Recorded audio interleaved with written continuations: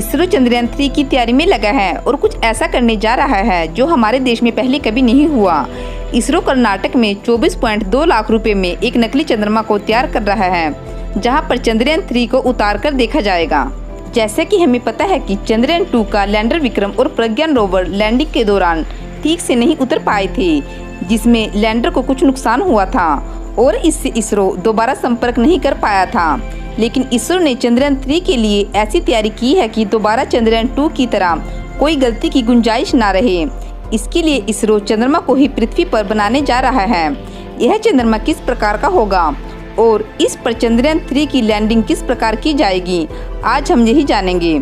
लेकिन इससे पहले यदि आपने हमारा चैनल सब्सक्राइब नहीं किया है तो प्लीज़ आप इसे अभी सब्सक्राइब कर लें और इसरो के सपोर्ट में वीडियो को लाइक जरूर करें और कमेंट करना ना भूलें। जब भी कोई अंतरिक्ष में बड़ा मिशन भेजा जाता है तो इससे पहले पृथ्वी पर ही कई बार टेस्टिंग की जाती है। जैसे नासा ने अपने मंगल मिशन भेजने से पहले पृथ्वी पर मंगल की सतह जैसा ही माहौल बनाया और कई महीनों तक रोवर को चलाकर इस पे टेस्ट किया। ऐसा करने के कई कारण होते हैं, क्योंकि चंद्रमा और मंगल का वातावरण और वहाँ की मिट्टी और सतह पृथ्वी जैसी नहीं है। चंद्रमा पर धूल भरी जमीन है और वहाँ बड़े बड़े गड्ढे हैं जो उल्काओं के टकराने से बने हैं। साथ में ज्वालामुखी से बनी चट्टानें हैं। ऐसी सतह पृथ्वी पर कहीं नहीं है। इसी प्रकार मंगल की सतह पर चट्टानें, सूखी झील, घाटियाँ, लाल धूल से भरी सतह है। जब हम कोई मिशन चंद्रमा पर भेजते हैं या मंगल पर भेजते हैं तो हम उस हिस्से को कृत्रिम तौर पर पृथ्वी पर बनाते हैं जहां हमें अपना यान भेजना होता है।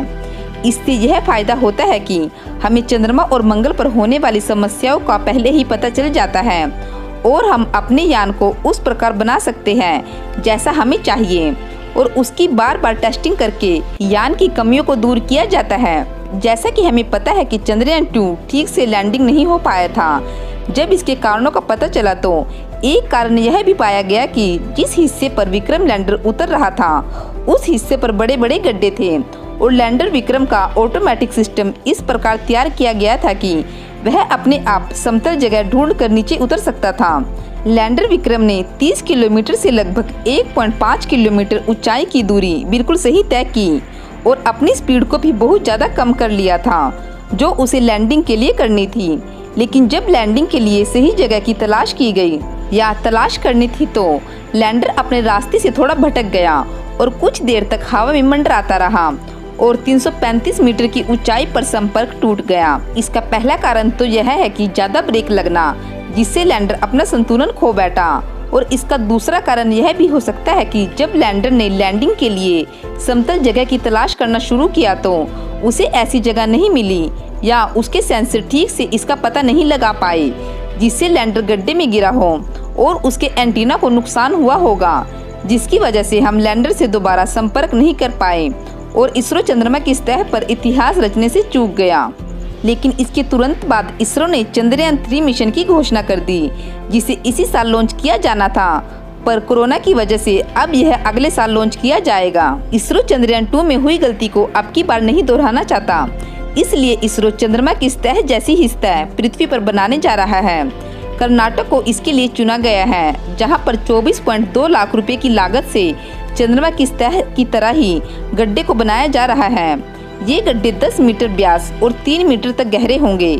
इसे सितंबर महीने के अंत तक तैयार कर लिया जाएगा, जिसके बाद लैंडर में लगे सभी सेंसरों की जांच की जाएगी, जिनकी मदद से चंद्रयान 3 को लैंडिंग करनी है। इसरो ने इससे पहले कभी भी ऐसा परीक्षण नहीं किया था, लेकिन नासा अपने हर मिशन के लिए ऐसा करता रहा है। उसने चंद्रमा की सतह और मंगल की सतह को पृथ्वी पर कृत्रिम रूप से बनाकर अपने लैंडर और रोवर का परीक्षण किया, उसके बाद अपने मिशन भेजे। लेकिन इसरो दुनिया की सबसे सस्ती स्पेस एजेंसी है और अक्सर यह अपने खर्चों में कटौती के लिए कुछ चीज़ों के बिना ही काम चला लेती है। हालांकि सभी परीक्षणों के बाद ही चंद्रमा और मंगल पर नासा की सफलता की दर 60% के आसपास है, जबकि इसरो की 90% से ज़्यादा है। चंद्रमा पर पहली बार में नासा और रूस भी नहीं पहुंच पाए थे, क्योंकि चंद्रमा पर किसी यान को उतारना बहुत मुश्किल है। इसका सबसे बड़ा कारण यह है कि चंद्रमा पर हवा नहीं है और इसकी ग्रेविटी भी बहुत कम है। हवा न होने के कारण यान किसी पैराशूट की मदद से नहीं उतर पाता और तेजी से नीचे गिरता है। यान की स्पीड को कम करने के लिए यान के नीचे थ्रस्टर्स लगे होते हैं। जिन्हें चालू करके विपरीत दबाव बनाया जाता है और स्पीड को कम किया जाता है।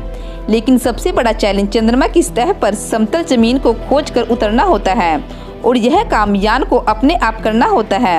हम पृथ्वी से उसे इसके लिए निर्देश नहीं दे सकते। लैंडर में एडवांस AI सिस्टम होता है जिसे सेंसरों की मदद से यह फैसला लेना होता है कि उसे कहां पर लैंड करना है, और अगर इसमें जरा सी भी चूक होती है तो लैंडर किसी गड्ढे में भी गिर सकता है या किसी चट्टान से टकरा सकता है, जिससे पूरी मेहनत पर पानी फिर सकता है। चंद्रयान 2 से पहले इजराइल ने भी अपना मून मिशन भेजा था और उनका लैंडर क्रैश हो गया था, जिसके कुछ महीने बाद हमारा चंद्रयान 2 का लैंडर विक्रम भी ठीक से लैंडिंग नहीं कर पाया था। लेकिन अब की बार इसरो कोई रिस्क नहीं लेना चाहता, इसलिए उसने डिसाइड किया है कि हम चंद्रमा को ही पृथ्वी पर बना देंगे और लैंडिंग की बहुत ही सख्त टेस्टिंग की जाएगी, जिसके बाद हम चंद्रयान 3 को भेजेंगे। इस बार लैंडर और रोवर पहले से ज्यादा एडवांस होंगे।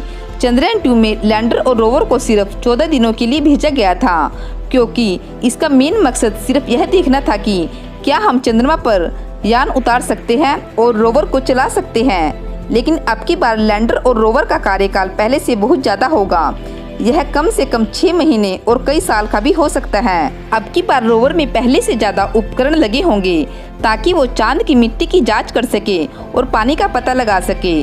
पिछली बार रोवर में बहुत छोटी बैटरी थी, जिसकी वजह से उसे सिर्फ 14 दिन तक ही चलाया जा सकता था, क्योंकि चंद्रमा पर 14 दिन की रात होती है और रोवर की बैटरी को 14 दिन तक चार्ज नहीं किया जा सकता था, और यह रोवर रात को -170 डिग्री की ठंड को सहन नहीं कर पाता। लेकिन अब की बार रोवर की बैटरी बड़ी होगी और यह -170 डिग्री की ठंड को भी सहन कर पाएगी। अब की बार इसरो चंद्रमा की सतह पर यान को उतार कर ही दम लेगा, क्योंकि हम भारतीय चंद्रयान 2 से जुड़े थे और हम सभी चाहते थे कि भारत का झंडा चांद पर लहराए और हम इतिहास रचे। लेकिन हम चंद्रमा की सतह से कुछ कदम ही दूर रह गए थे, जिसके बाद हम भारतीयों ने कहा है कि इसरो तुम आगे बढ़ो, हम तुम्हारे साथ हैं। हमारे देश के लोगों की उत्सुकता और विश्वास को देखकर इसरो ने भी तुरंत घोषणा कर दी थी कि वो चंद्रयान 3 को जल्द ही लॉन्च करेंगे। इसरो को चंद्रयान 3 के लिए ज़्यादा समय नहीं लगेगा, क्योंकि इसके लिए हमने ज़्यादातर टेक्नोलॉजी का विकास पहले ही कर लिया है। सिर्फ सॉफ्ट लैंडिंग में जो कमी रह गई थी उसे ही दूर करना है, और साथ में इसरो को सबसे बड़ा फायदा यह होगा कि उसे ऑर्बिटर को भेजने की जरूरत नहीं होगी। हम भी चंद्रयान 3 का बेसब्री से इंतजार कर रहे हैं। उम्मीद करते हैं इसरो अब की बार जरूर कामयाब होगा और हम भारतीयों को जश्न मनाने का मौका मिलेगा। तो फ्रेंड्स, आज की वीडियो में बस इतना ही। फ्रेंड्स, अगर आपको हमारी वीडियो अच्छी लगी है तो इसे लाइक और शेयर करना ना भूलें और इसरो के सपोर्ट में जय हिंद जरूर लिखें। Thanks for watching.